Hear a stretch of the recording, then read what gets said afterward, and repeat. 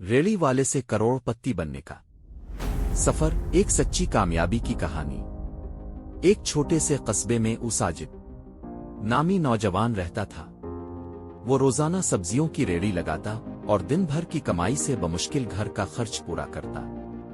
लोग इसे कमतर समझते, मजाक अलिफाड़ती, लेकिन साजिद के ख्वाब बड़े थे। वो सिर्फ जीना नहीं चाहता था, कुछ बनना चाहता था।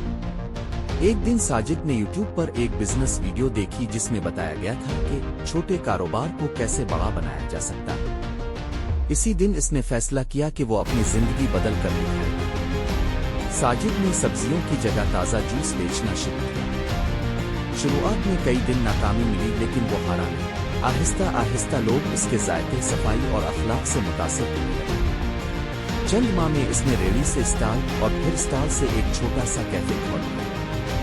आज साजिद के शहर में 3 कैफे हैं, YouTube पर लाखों फॉलोवर्स हैं और वो नौजवानों को सिखाता है कि कैसे छोटे ख्वाबों को बड़ी हकीकत बनाया जा सकता है। साजिद की कहानी हमें सिखाती है कि हालात कुछ भी हों, अगर इरादा पक्का हो तो कुछ भी मुमकिन है।